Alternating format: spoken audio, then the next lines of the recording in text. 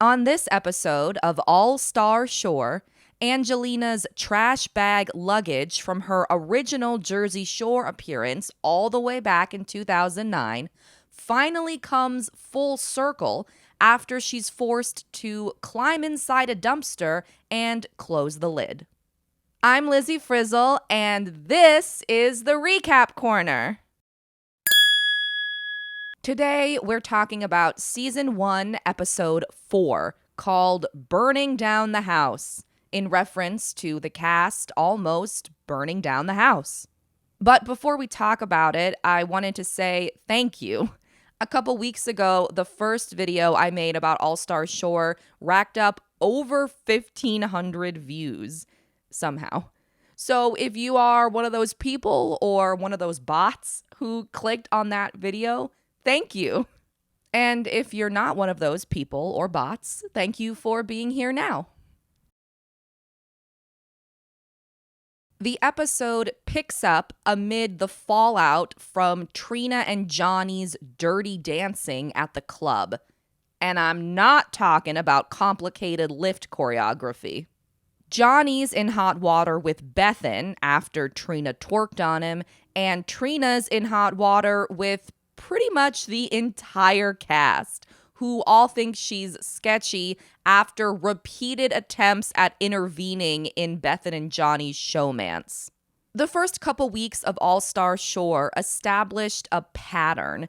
Seemingly every episode is going to open with the resolution to whatever drama or fight-based cliffhanger the last episode ended on.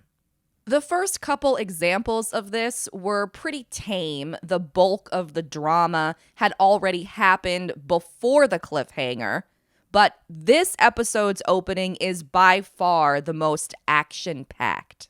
First, Johnny confronts Trina, convinced that she's purposefully sabotaging not only his relationship with Bethan, but their team chemistry as well. Trina says that her decision to tell Bethan about twerking with Johnny was made out of a desire to respect women. Trina also says that Johnny has no emotional intelligence. I loved this moment because it reminded me of Taylor and Corinne from Nick Viall's season of The Bachelor and their argument about emotional intelligence. It is always fun to see an iconic reality TV moment be reborn. Later, Trina finds Bethan to ask for her feelings on the situation. Bethan gives a measured, reasonable reply. Me personally, I've got boundaries, and that is a cross boundary for me. And I've been hurt a lot in the past, whereas I always look at actions rather than words. Do you know what I mean? Trina's response to that is to say she didn't realize Bethan was so territorial. Angelina is also in the room while Bethan and Trina are talking. She looks so exhausted, but she's also been on reality TV long enough to know where the cameras are going to be. Finally, after all is said and yelled, Trina wanders around the villa while the rest of the cast sleeps. And I really related to that. In the morning, the cast looks and feels like shit. Ricardo has an eye infection. Joey blacked out. But despite their massive hangovers, the cast still finds the strength to rehash all that Trina-Johnny drama. Like last time, James makes his biggest contribution to the entire episode, just reiterating his belief that Trina's into Johnny. Meanwhile, Johnny himself, with the help of the editors, teases Trina for constantly reminding people that as a psychiatric nurse, she's very smart. I'm a psychiatric nurse. I know what the fuck I'm talking about. No, you're gonna let me finish. So I'm a psychiatric nurse, as you guys know. I'm a psychiatric nurse. I'm a psychiatric nurse, like, that's my profession. I'm a nurse, yeah. God damn. I honestly don't think I know what a psychiatric nurse even does. I would guess that it's probably kind of hard to become one, but I think any job in the medical field sounds impossible because I'm bad at math, I'm bad at science, and I have poor bedside manner. Is the montage of Trina kind of mean-spirited? Yes. Is it also kind of funny? Yes. And it leads to a legitimately good question from Johnny. If Trina is so smart, why didn't she realize that racing to tell Bethan she friendly danced with Johnny was going to convince Bethan that nothing was friendly about it? Surprisingly, though, it's Joey who makes the best point about all the Trina-Johnny dancing drama. Sure, Trina had acted sketchy before, so the cast was already wary of her, but Johnny was dancing just as dirtily, and he gets pretty much immediately forgiven by the whole cast, including Bethan. It's time for Ricardo and Vanjie to announce which team will join them on their Paradise Reward, the chance to drive exotic sports cars to a local vineyard, then enjoy a wine tasting. Ricardo and Vanjie tell us, and for some reason the entire cast too, that they were this close to picking Gigi and Clarime, but they went with Chloe and Potro instead. Sucks to be Gigi and Clarime, I guess. Overall, this is a pretty uneventful segment. The reward itself looks relaxing and luxurious. I really like this coat that Vanjie wears to the vineyard. Once they get to the vineyard, Chloe is given a wheelchair. Potro pushes her around. There is a little bit of strategy talk about who Ricardo and Vanjie are planning to nominate to compete in the Exile Game against Angelina and Joey. Chloe and Potro pitch the idea of nominating Blake and James, since they have the highest shore score alongside Angelina and Joey and Ricardo and Vanjie. Ricardo and Vanjie seem receptive to that idea, but earlier in the episode, they told us in the confessional that they already know who they're nominating. They just don't want to tell the rest of the cast yet. So I kind of took everything they said in this conversation with a grain of salt. While wine is sipped on the Paradise Reward, back at the Shore Villa, beer is guzzled. The cast throws an all-American barbecue featuring meats, beers, red, white, and blue decorations, Bethan's really good American accent. You want to hear my American accent? Yeah, baby. Dude, are you fucking kidding me right now? Yeah, that's pretty good. And the most all-American thing of all, grilled asparagus. Blake appoints himself the grill master, and Gigi is into him for it. That is just super hot, you know, when a man is like behind the fire and has the meat, kind of all eyes on him and just owns it. He can grill for me any single day of the week. I'll have barbecue for breakfast. Unfortunately, it's that kind of attention from Gigi that makes Blake forget he's supposed to be manning the grill. That's what leads to the fire for which this episode is named. But despite what I said at the top of the video, it's not actually that big a deal. Blake just moves the meat off the grill and the episode moves on. The actual big deal during the barbecue is that Angelina cuts her finger, then loses her Band-Aid. The episode cuts to an ad break as Angelina looks on in horror while the cast slow motion eats. It was my favorite moment of the whole episode. It was really funny editing. But then when we come back from the ad break, Angelina finds the Band-Aid in her napkin right away. And honestly, that's probably the best way that storyline could have ended.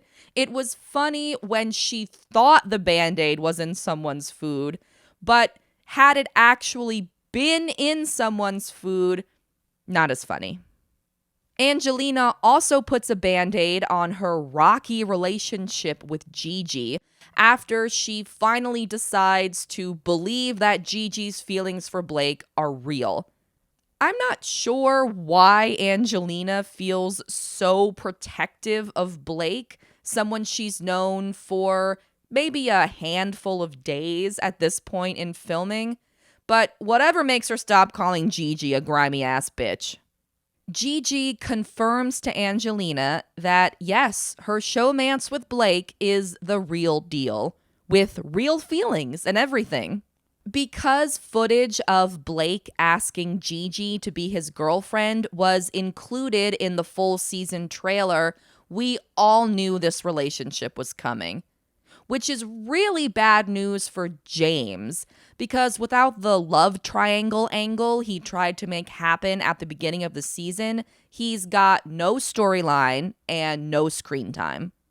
Toward the end of the barbecue, the cast talks about becoming a family, even though, again, it's probably only been a handful of days if this article is to be believed, and they filmed the entire season in 2 weeks. After, Angelina opens up about more of her marriage woes. At one point, I even think she refers to herself as separated. She also says that she doesn't think her husband is attracted to her anymore. It's honestly a really sad scene that kind of feels like it comes out of a different reality show, like one that should be on TLC or something. Finally, the cast speculates about who Ricardo and Vanjie will nominate to play in the Exile Game. Some think Trina and Johnny could be at risk, since Trina and Vanjie got into an argument at the end of the last episode. But the overwhelming consensus is that Blake and James will be the nominated team. They're tied for the highest shore score, and as Blake points out in this episode, they got to that point without having won a Paradise game yet. The idea that Blake and James are the obvious choice to be nominated is a storyline that started last episode. And the more the editors push the idea, the more convinced I become that Ricardo and Vanjie have another idea in mind. The teams on the Paradise Reward return to the villa. At least for now, Chloe gets to keep the wheelchair, which the cast is absolutely tickled by. Unfortunately, it's only a matter of moments before that patented Chloe clumsiness creeps back in. Though this time, it's more Potro's fault. How was it? Oh my God, it was amazing. Yeah? Did you, dress the part? Yeah, absolutely. Oh, sorry. Oh my God! Yeah. Sorry. When it's time for the nomination ceremony, to everyone's shock, Ricardo and Vanjie choose Bethan and Marina to compete in the Exile Game against Angelina and Joey. If they'd nominated Blake and James as expected, then it's guaranteed that after this Exile Game, there would only be 2 teams with 40 points. Ricardo and Vanjie, and whichever team won the Exile Game. The thought is that if there are more teams tied for the lead, then there's a lesser chance that Ricardo and Vanjie will be nominated for a future Exile Game. It also breaks the precedent set last time that the team with the most points is the one that gets nominated. I do think there's a lot of decent strategy here. It is smart to not want to make yourself even more of a front runner this early in the season, and it's also smart to want to keep a variety of shields and targets around you. But the blunt delivery with which Ricardo and Vanjie explain all that, I think it comes off a little too strategic and a little too gamey for this particular cast. And instead of minimizing their target, they actually just make it like 10 times bigger. Ricardo and Vanjie explain that they chose Bethan and Marina because they have the next most points, 20, after the 3 teams all tied for first with 40 points. I think they could have sold their decision better if they didn't explain it so much, if they didn't lay out their entire strategy and their wanting to minimize their target. I also think they should have picked Trina and Johnny. I know Trina and Johnny already played at an Exile game, so maybe some people would have seen it as unfair, but so much of the cast dislikes Trina right now that I think Ricardo and Vanjie could have gotten away with it. There's also the fact that Trina and Vanjie just got into that argument, and the fact that Trina and Johnny are a guy-girl pair, same as Angelina and Joey. After nominations, Bethan and Marina are totally blindsided. They both go to bed early to prepare for the Exile game, while the rest of the cast plays a different kind of game. Sexy giant Jenga! It's kind of confusing because the Jenga blocks are all red, white, and blue, so they were definitely intended to be used during the All-American barbecue. It gets even more confusing after Trina gets the question, what's something you'd change about your teammate? Which is decisively not sexy. Once again, Trina and Johnny start bickering, which immediately puts the kibosh on the sexy Jenga game. But instead of escalating into a full-on fight, this time Trina just apologizes. Frankly, she seems exhausted. There's definitely animosity in the air that we need to clear eventually, but like There's no animosity, no. Okay. I'm taking accountability for my actions, and I do apologize. All right. Okay. Yeah. All right. Cool. In the morning, to prepare for the Exile game, Joey does star jumps, which is how I learned what jumping jacks are called in the UK. Regardless of who gets a good night's sleep or who does a physical warm-up, the cast assumes that victory is pretty much already a done deal for Angelina and Joey. The cast arrives at the Exile arena, and once again, it smells really bad. This time, though, the stink comes not from chum, but from regular old garbage, of which there's tons, all spread out over the arena. The game is called dumpster diving. Each team has 2 dumpsters, one per teammate, that are both locked and chained up, attached to like a weighted buoy or an anchor. First, teams topple their dumpsters, then search inside and through all the other garbage around the arena, looking for 4 condoms. Each condom has a number written inside the wrapper. Together, all 4 numbers create the combination needed to unlock the dumpsters and remove their chains. From there, teams push their dumpsters to the center of the arena, climb inside, and close the lid to win the game. The losers have their shore score reset to 0 and are forced to spend the night at this episode's Exile location. Initially, the game goes the way the cast expects it to. Angelina and Joey find 3 of their 4 condom wrappers before Bethan and Marina find their first. Eventually, Bethan and Marina do start finding their condoms, thanks in large part to Bethan's unfathomable dedication to winning. She uses her teeth to open up some of this garbage. But just as Bethan and Marina start to catch up, Angelina and Joey find their fourth and final condom and move on to the unlocking portion of the Exile game. In an interview with Ricardo and Vanjie, a producer comments that the entire cast is cheering for Bethan and Marina, while nobody is cheering for Angelina and Joey. Angelina and Joey. Kind of quiet, not a lot of people backing them up. Now you're mad at us because we're not cheer for you? Oh, come on, grow up.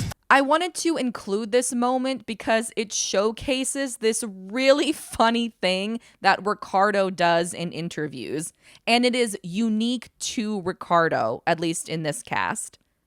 Usually, when someone is being interviewed by a producer or a documentarian, if you're in a documentary, you'll try to rephrase the question you were asked in your answer so that it's clear to the audience what you're talking about. But Ricardo does not do that. He just answers whatever question is asked of him, which in turn forces the editors to leave the producer's questions in the footage because Ricardo's answers are always so funny, they're not worth reshooting. And I just really, really love that Ricardo is forcing the format and structure of reality television to bend to his interview style. Back in the arena, as Angelina and Joey attempt to unlock their dumpsters, I realize that seemingly there's no way for them to tell what order these four numbers are supposed to be in, which means you could get really lucky and unlock your dumpsters on the first try, or it could take you like 25 more times to figure it out. That element of random chance allows Bethan and Marina to catch up. They find all four of their condoms, and soon both teams are simultaneously trying to unlock their dumpsters. I'm really pulling for Bethan and Marina, especially after Joey totally dogged Marina. It would be a really nice comeuppance for her if she could beat him in this game. But unfortunately, having more time to guess more number combinations allows Angelina and Joey to unlock their dumpsters first. From there, it's a pretty sad slog to the end of the game. Angelina and Joey leisurely take their time removing the dumpster chains, pushing the dumpsters to the center of the arena, climbing inside. All the while, Bethan and Marina are still trying to unlock their dumpsters. Angelina and Joey win. They hold on to their 40 points, and Bethan and Marina brace themselves for a long night in exile. Back at the villa, as Bethan and Marina are packing up to leave for exile, we see this shot of Bethan wearing a backpack, and I screamed. In the trailer for this episode, that shot is used to imply that Bethan is going to quit the show because of the Trina-Johnny drama. Drama that hasn't mattered for the past, 35 minutes of this episode. We arrive alongside Bethan and Marina at the new Exile location. This one's called Deserted Beach Shack. Marina actually has a very positive attitude about it. Well, I have no idea what the fuck this is, but to be honest, this is not trash, right? At least it's not a dumpster. I already thought this based on the footage from this episode's trailer, but Deserted Beach Shack is way better than the first Exile location, Stinky Fishing Boat. Especially because Deserted Beach Shack comes with a cryptic lore note about the possibility of escaping exile. In the note, Bethan and Marina learn that the shack belonged to an old man who lost his mind counting the days until he could escape. But he never did. Will they? Via his voiceover, Pauly D confirms that if Bethan and Marina follow the clues, they can be the first team to escape their exile. Okay, so I love escape rooms. I haven't actually done that many because they're kind of expensive, but anything with clues and riddles and little contraptions that reveal more clues, I love all that stuff. And I think the combination of these exile locations and the mechanics of an escape room is like a perfect marriage. Honestly, I'm really impressed with the entirety of All Star Shore's production design. It seems like they're not working with the biggest budget, and I've just been so impressed at what they have managed to do with seemingly so little. The only downside to this escape room twist is that Chloe and Potro didn't get to do it. Excited by the possibility of escaping, Bethan and Marina start to explore the shack and the surrounding beach. At first, they don't find much. The walls of the shack are covered in cryptic messages and tally marks, the latter of which seems really important, but they can't figure out how yet. They also find a jar of maggots that smells really bad, and this Wilson-inspired volleyball, Willie D. As it gets dark, there are no lights at this exile location, at least not yet. Bethan walks down the beach and finds a box locked up with a padlock and chains. Probably the same ones that were used on the dumpsters in the Exile game. Like I said, the show is doing a lot with a little. The writings on the wall is written on one side of the box, so Bethan and Marina return to the shack to more closely examine all those tally marks. And that is where the episode ends. You know what? Just as I said that, I realized that disproves the thing I said at the top of the video about all the cliffhangers being relationship drama based. The trailer for the next episode looks great. Like potential best episode of the season kind of stuff. We're going to see the conclusion of Bethan and Marina's dramatic escape from exile. Thankfully, somebody gives them lanterns in the next episode. The next Paradise game looks like it involves keg balancing. There's going to be a drag show hosted by Vanjie. There's going to be more Trina drama. Thank goodness, because no one else is really bringing the drama, not even Angelina. And then the one thing I'm like a little iffy on is a power outage that may or may not lead to Karime crying in the dark in her bed. And I don't want anyone to cry in the dark in their bed. However, the power outage did make me think about how much fun it would be to watch this cast play out one of those murder mystery dinners. Thanks for watching. Come back next Tuesday for another All-Star Shore recap. And in the meantime, if you're so inclined, please like and subscribe. Also, if you like to read, you can check out my weekly write-ups about the Challenge USA on dvrzar.com. Thanks again. Bye. Let us hear your best sex moment. Oh, yeah. You've practiced that one before. Vanjie goes, yeah. I'm almost there. Wow. Do it again. I'm almost there. Wow.